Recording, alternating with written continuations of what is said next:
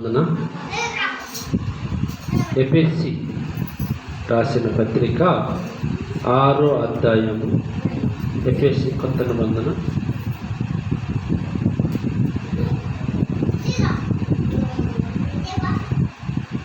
ఎఫెసీ రాసిన పత్రిక. దేవుడు మనలో ఏం మాట్లాడతాడో నాకు కూడా దొరికిందా 6వ అధ్యాయం 1వ వచనం నుంచి చదివించేయండి.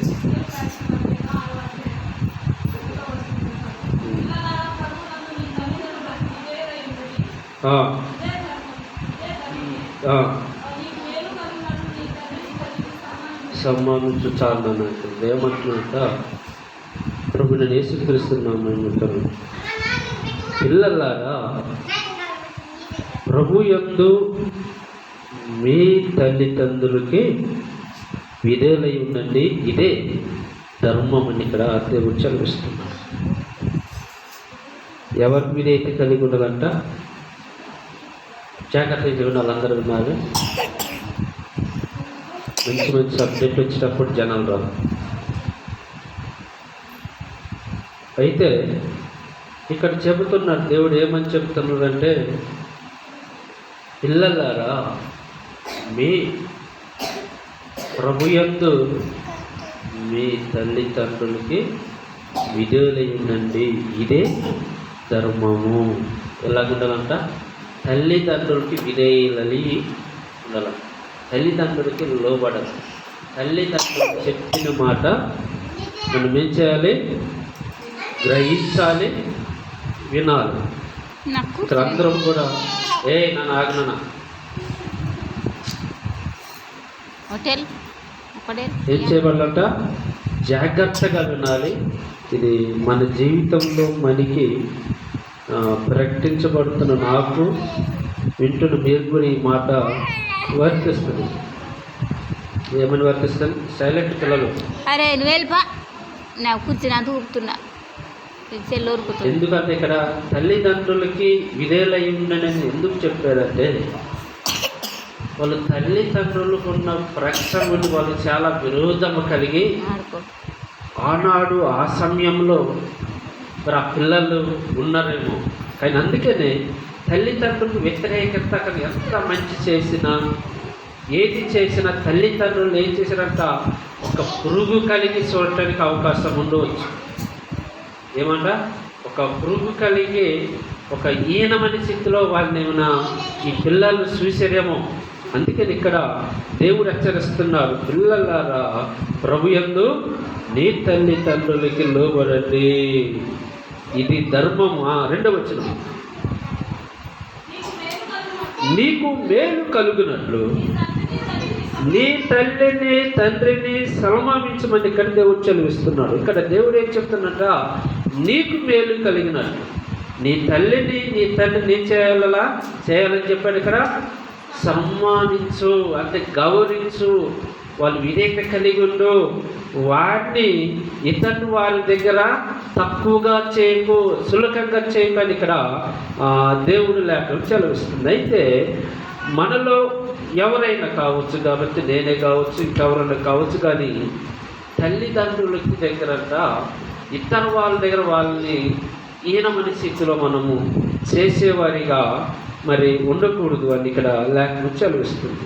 మరి ఆ విధంగా వాళ్ళు ఉండరు. అందుకని ఇక్కడ దేవుడు చెప్తున్నాడు, నీకు మేలు కలిగినట్టు నీ తల్లిని తండ్రిని సన్మానించు. అంటే వారి ఎదుటే కానీ లేక వారు లేనప్పుడే కానీ ఎప్పుడు చూసినా కూడా మన తల్లిదండ్రులని సులభంగా చూడవద్దని ఇక్కడ దేవుడు లేఖను చదివిస్తుంది.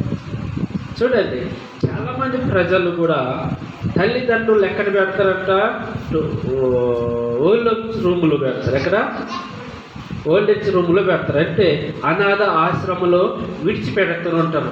వాళ్ళ తల్లిదండ్రులు ఎంత విధేయత కలిగిన వాళ్ళ ఏమండి, తల్లిదండ్రుల దగ్గర ఏమైనా విధేయత కలిగిన వాళ్ళ, నా పిల్లలు మంచి భవిష్యత్తు ఉండాలి, మంచిగా వాళ్ళు ఎదగాలని వాళ్ళు కష్టపడి తినక కూడబెట్టుకొని పిల్లల్ని చదివించి ఉంచి ఉన్నతమైన స్థానంలో పెడితే కోడలు కానీ కొడుకు కానీ తీసుకెళ్ళి ఎక్కడ పెడుతున్నారు? అనాథ ఆశ్రమాలలో పెడుతున్నారు. ప్రభువైన యేసుక్రీస్తు మహిమ కలుగును గాక. ఇక్కడ ఏమి జరుగుతుందంట? అనాథ ఆశ్రమంలో పెడుతున్న. అది కాదు ఇక్కడ చెప్పాల్సిన. దేవుడు ఏం చెప్తున్నట్ట? నీకు మేలు కలిగినట్టు నీ తల్లిని నీ తండ్రిని సన్మానించంటే ఈ భూమి మీద రావటానికి కారణము, నీ 10 మందికి తెలవడానికి కారణము, నీ మంచి భవిష్యత్తు నిలబడటానికి కారణం ఎవరంటే మన తల్లిదండ్రులు. ఎవరండి? మన తల్లి తండ్రులు. వాళ్ళే లేనప్పుడు మనం భూమి మీద మనం రావటానికి ఆస్కారం ఉందా? ఉందండి? ఉందండి? వాళ్ళు మన తల్లి తండ్రి లేనప్పుడు భూమి మీద రావటానికి దేనికి కూడా మనకి సమయము లేదు, రావటానికి అవకాశమే లేదు. కానీ ఇక్కడ అందుకే చెప్తున్నా, కింద 3వ వచనం చదువున్నాను. అప్పుడు నీవు భూమి మీద ఏమవుతున్నా? దీర్ఘాసమంతుడు అవుతాడు. ఏం చెప్తున్నట్ట? నువ్వు ఎప్పుడైతే ఈ పని చేస్తావో, ఎప్పుడైతే నీ తల్లిదండ్రులు మంచి ఉన్నతమైన స్థితిలో గౌరవిస్తావో, అప్పుడు నువ్వేం చేస్తావంట? ఈ భూమి మీద ఏం చేస్తాడు? దీర్ఘాంతమంతుడుగా అవుతాడంట. ఎవరు దీర్ఘాసమంతుడు అవుతారండి? మనమే. కిందలైతే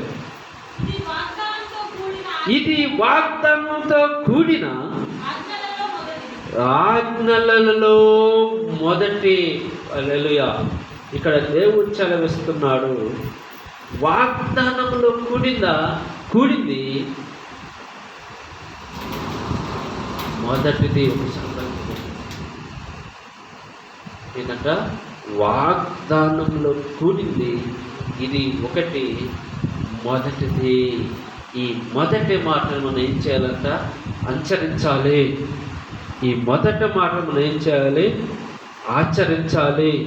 ఈ మొదటి మాట మనం ఏం చేయాలంట? దాన్ని మన జీవితంలో అప్లై చేసుకొని మనం ఏం చేయాలి? ఆ దీర్ఘాసుమంతుడుగా అయినట్టు మనం అన్నీ కూడా నటన కాక జీవించాలి. తల్లిదండ్రుల్ని సన్మానించాలి, తల్లిదండ్రుల నుంచి గౌరవంగా చూడాలి, తల్లిదండ్రుల్ని ఉన్నతమైన స్థితిలో మనము తీసుకెళ్లేవారిగా ఉండాలి. ఉన్నప్పుడు మనకి అన్ని దీర్ఘాలు చేత. ఒక్కొక్కసారి 4వ వచనం చదవని మనం ముగించుతాం. తండ్రులారా, మీ పిల్లలకి కోపము రేపక ప్రభు యొక్క శిక్షలను బోధలోను వారిని పెంచినంట. ప్రభువైన యేసుక్రీస్తు నామమున మహిమ కలుగును గాక. ఏమంట? తండ్రులారా, మీ పిల్లలకి కోపము రేపినట్లు మీరు మాట్లాడకండి. నాకు ఎట్లా చేయాలంటే తండ్రి యందు ప్రభు యందు బోధ యందు మీరు వారిని పెంచండి, నేర్పించండి. ఇక్కడ చెప్తున్నారు.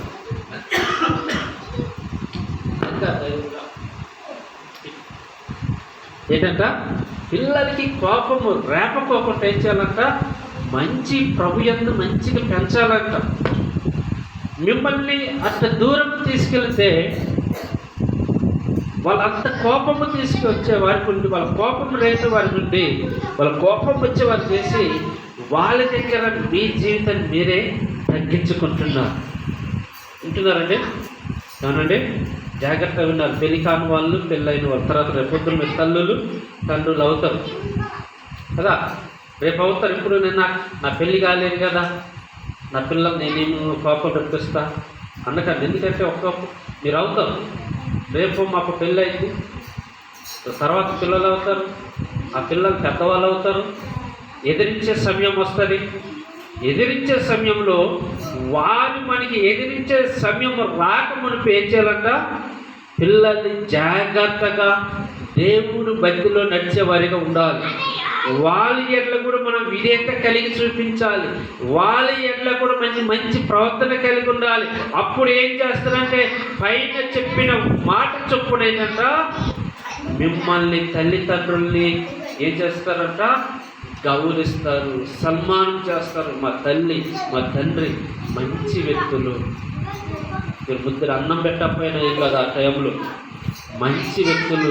నేను ఇలా ఉన్నదంటే కారణము, నేను ఇలా బతికున్నంటే కారణము, నేను ఈ స్థితికి ఉన్నదంటే కారణము నా తల్లి నా తండ్రి ఉన్నబట్టే నేను ఈ స్థితికి నేను ఉన్నాను అని చెప్పేవారిగా వారు ఉండాలి. కానీ మనము అలాగే ఉండకూడదు. చూడండి, కొంత వ్యక్తుల్ని ఏం చేస్తారంట, వాళ్ళు ముసలి వాళ్ళైనా ఏం చేస్తారంటే, వాళ్ళు చనిపోయే స్థితిలో ఉన్న కొంతమంది, అందరూ కాదు కొంతమంది, తల్లి తండ్రిని చిన్న పిల్లలు చూసినట్టు చూస్తారు. ఏం చేస్తారంట, జాగ్రత్తగా ఉండాలి. తల్లి తండ్రిని ఎలా చూస్తారంటే చిన్న పిల్లలు చూసినట్టు. అంటే ఆ తల్లి ఆ తండ్రి ఎలాగ వాళ్ళు పెంచారంటే, చిన్నప్పటి నుంచి వాళ్ళు ఒక మంచి సాధనము కలిగిన వ్యక్తిగా పెంచారు, మంచి ప్రవర్తన కలిగిన వ్యక్తిగా పెంచారు. పెంచరు కలిగిన అక్కడ మళ్ళీ ఒకసారి 4వ వచనం చదువు. తండ్రులారా, మీ పిల్లలకు కోపము రేపక ప్రభు యొక్క శిక్షలను బోధలను వారిని పెంచాలి. ఎక్కడంట, ప్రభు యొక్క శిక్షలను బోధలను వారిని పెంచాలి. నువ్వు ఒక్కసారి నువ్వు దేవుడి మందిరంలో నీవు వస్తే నీ పిల్లల్లో, నీవు వస్తే నీ భర్త రాదు, నీవు వస్తే నీ భార్య రాదు. మరి మీకు ఏ విధంగా మీరు దేవుడి మాటలు నేర్చుకుంటున్నారు, ఏ విధంగా మీరు దేవుడి మాటలు ముందుకు నడుస్తున్నారు? ప్రియమైన సోదరులారా, ఇక్కడ దేవుడు చదివిస్తున్నాడు. కుటుంబముగా మంచి మనసు కలిగిన ఈరోజు నా పునరుద్ధమైన దేవాది దేవుడు ఆరాధన దినం కనుక ఈరోజు కంపల్సరిగా కుటుంబోత్సవ మొత్తం నేను వెళ్ళి దేవుడి మందిరం కూర్చొని మా కష్ట సుఖాలన్నీ కూడా పంచుకొని మేము నడుచుకునే వారిగా ఉండాలని, ఆ ప్రవర్తన కలిగి ఉన్న వారిగా ఉండాలని తీర్మానం చేసుకొని నడిచినప్పుడంట గొప్ప మేలు జరుగుతుంది, గొప్ప మేలు జరుగుతుంది. చూడండి, 5వ వచనం ముగిస్తాం. దాసులారా, యథార్థమైన హృదయం కలిగిన వారై భయముతోను వణుకుతోను క్రీస్తునకు వలె శరీర విషయంలో మీ యజమాని వారి అందును విధేయత కలిగి ఉండు. ఇక్కడ దేవుడు చదివిస్తున్నాడు. ఏమంటున్నాడ, ఏమంటే దాసులారా, మళ్ళొకసారి చదువుతున్నా.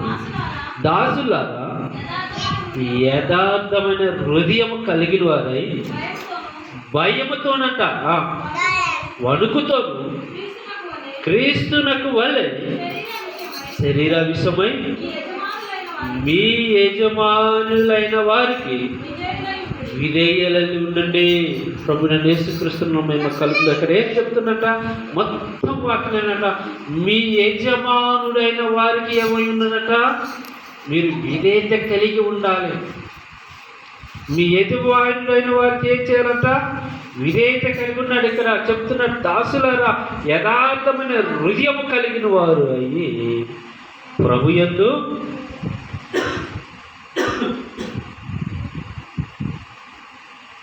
భయముతోను వణుకుతోను క్రీస్తు శిక్షలను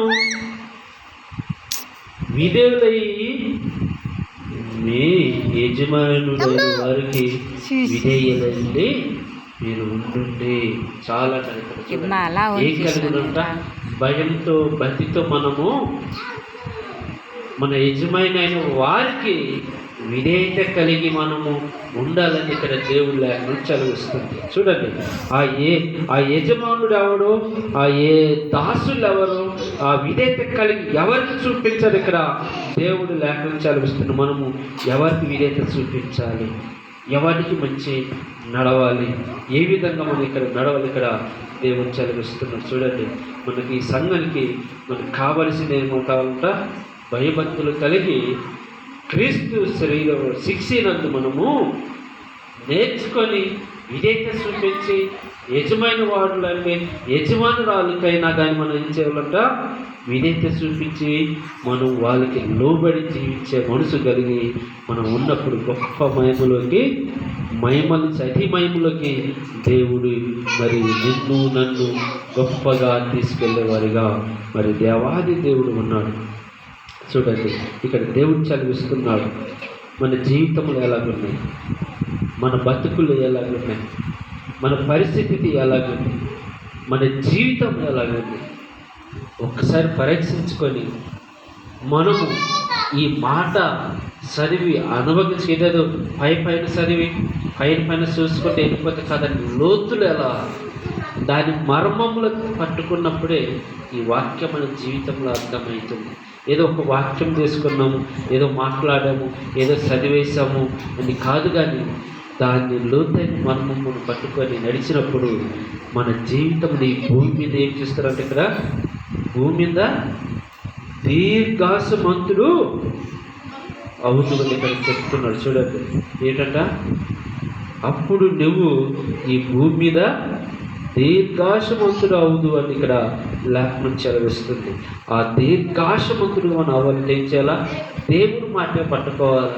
మన తల్లిదండ్రులను మనము గౌరవించాలి, మంచి మార్గం నడవాలి. రేపొద్దు మనము ఇప్పుడు గౌరవించకపోతే రేపొద్దు మన తల్లిదండ్రులు అయినప్పుడు, మన వృద్ధాప్యం వచ్చినప్పుడు మన జీవితం కూడా అంతే, మన బతుకు కూడా అంతే. ఏమండి, మన జీవితం కూడా అంతే, మన బతుకు కూడా అంతే. మరి అటువంటి కృపలోకి మనం రాకుండా విధేయత కలిగి అయిన భయభక్తులు కలిగి నడుచుకునే వారిగా మనం ఉండి మనం తీర్మానం చేసుకుని ముందుకెళ్దామా? మోకరించాలి, ప్రార్థించాలి. స్తోత్రం ప్రభా.